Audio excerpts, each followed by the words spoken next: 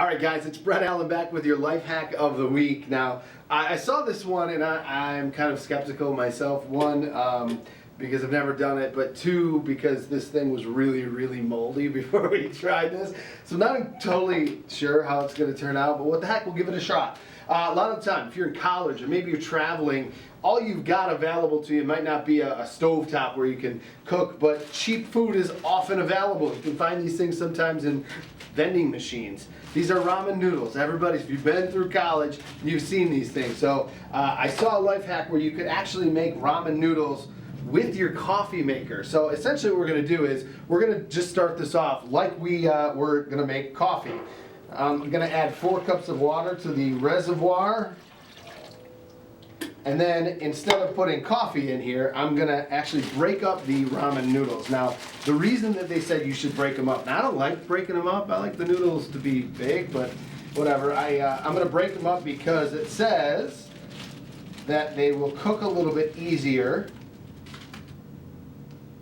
And also, it doesn't fit if you don't break them. So you're going to want to break these up, and you want to make sure that they're as flat on the bottom as possible. What you don't want to have happen is have them on top of each other, because the more surface area they have towards the water, the better they're going to be. So here we go. We're going to put this now underneath. And then I did see one that said that you can take the seasoning packet, put a coffee filter in top, and put the seasoning in on top. I want to get all the seasoning, so I'm going to put it in at the end. But we're going to try and cook these things in the carafe. I'm going to let it sit, it says, for like 10 minutes. We'll see how it goes. We'll come back as soon as all the water is in there and see how it goes for you.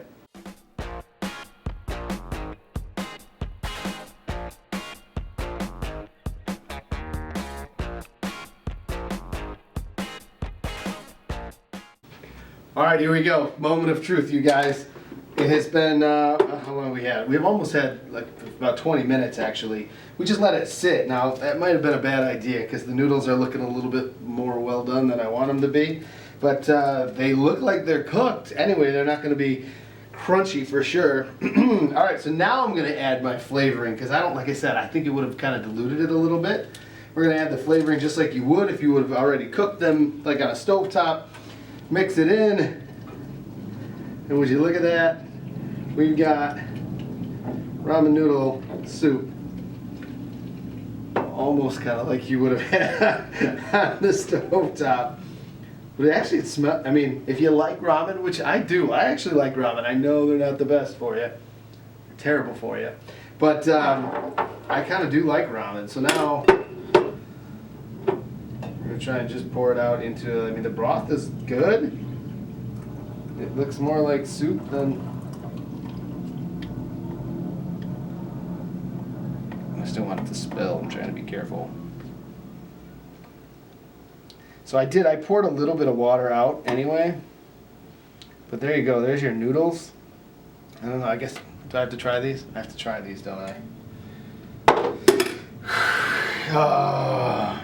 Again, you should have seen this coffee pot before I put the noodles in. All right, here we go. We'll give it a shot. Moment of truth. It's hot, that's for sure.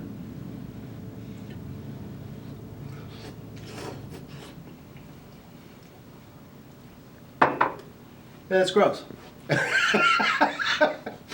It's just because we left them on too long. If I would have actually taken them off a little bit earlier, they'd have been perfect. That actually is a really good way of cooking your noodles. But again, we have other stuff to do. We just walked around, but that's actually not a bad idea. If you need to cook noodles in a hotel room or your dorm room and you don't have a stove top, not a bad plan at all. Give that one a try. I give that one a thumbs up. Good job.